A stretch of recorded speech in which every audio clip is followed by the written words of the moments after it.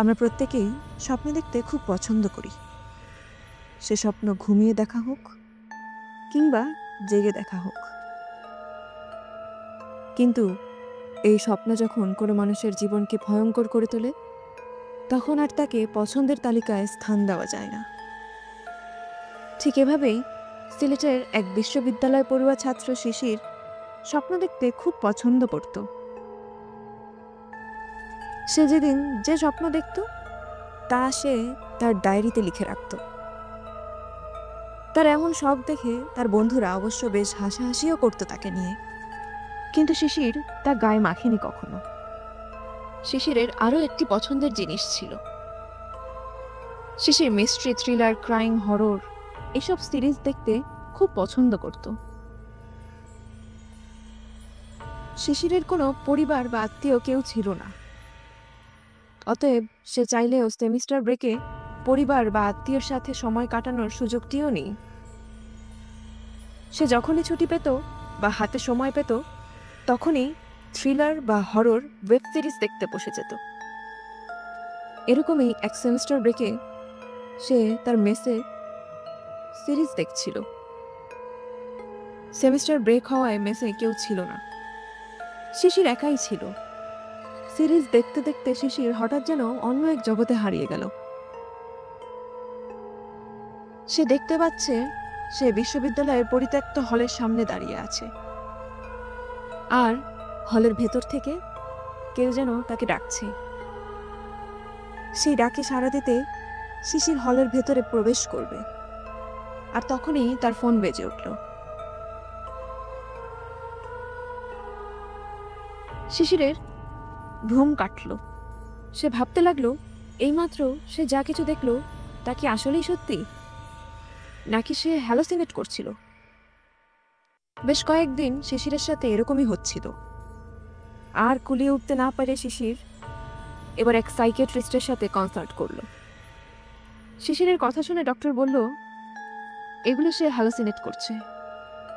সারাদিন horror, thriller, web series দেখার কারণে তার এমন হচ্ছে। নতুন সেমিস্টার শুরু হলে আবার সব নর্মাল হয়ে যাবে। কিন্তু শিশির কিছুদিন যেন মানতে পারছিল না। ওই দিন ডক্টর দেখিয়ে আসতে আসতে শিশিরের প্রায় রাত 10:30টার মতো বেজে গিয়েছিল। শিশির যেই মেসে থাকে সেখানে ওই পরিত্যক্ত হলটার সামনে দিয়েই যেতে হয়। শিশির রুমে গিয়ে দরজা জানালা বন্ধ করে আলো জ্বালিয়ে বসে আছে। তার যেন কেমন অস্বস্তি হচ্ছিল। হঠাৎ মনে পড়ল সে এখনো রাতের খাবার খায়নি। তাই আর দেরি না করে সে বেরিয়ে গেল রাতের খাবার খাওয়ার জন্যে। হলের কাছাকাছি একটা হোটেল আছে।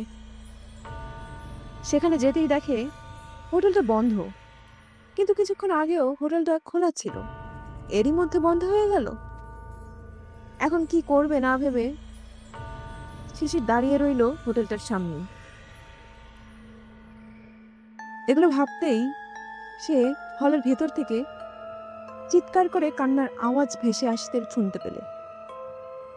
অনেক সাহস করে সে হলের দিকে এগোতে লাগলো। হলের সামনে যেতেই আওয়াজ আরো তীব্র হয়ে গেল। হলের সামনে গিয়ে সে জিজ্ঞেস করলো, ভিতরে কে? কিন্তু কোনো উত্তর পেল না। সে যখন ভেতরে ঢুকবে ঠিক করলো, তখনই দরজার একটা অংশ ভেঙে গেল, আর একটা গরম বাতাস শিশিরের মুখ ছুঁয়ে গেল। এটা দেখে শিশির আর নিজেকে ঠিক রাখতে পারল না। সে মেসের দিকে হাঁটা শুরু করলো। শিশির বুঝতে পারছিল কেউ তাকে ফলো করছে। একটা পর্যায়ে শিশির দৌড়তে লাগলো। এমন সময় শিশিরের সামনে একটা নারী অবয়ব চলে আসলো। এটা দেখে এবার শিশির রীতিমতো জ্ঞান হারালো। ঘন্টা খানিক পর তার জ্ঞান ফিরল। সে নিজেকে তার ঘরে আবিষ্কার করলো। তার ঘরের দরজা জানালা সবই বন্ধ।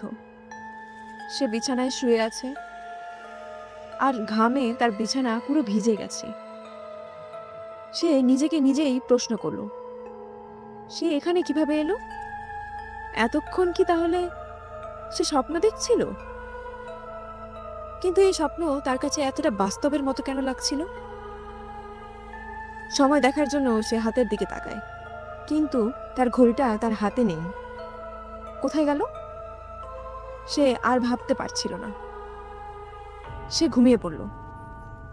পরদিন সকালে হলের সামনে দিয়ে যাওয়ার সময় সে দেখে তার ঘড়িটা সেখানেই পড়ে আছে। কিন্তু গতকাল ডক্টর দেখিয়ে রুমে আসার পর তো ঘড়িটা তার হাতেই ছিল। তবে কি সে যেটাকে স্বপ্ন ভাবছিল সেটা তবে বাস্তবেই হয়েছিল তার সাথে? শিশির আর এক মুহূর্ত দেরি না করে মেস ছেড়ে দেয়। কিন্তু তার সেই অভিজ্ঞতার কথা মনে পড়লে সে এখনো ভয়ে কেঁপে ওঠে।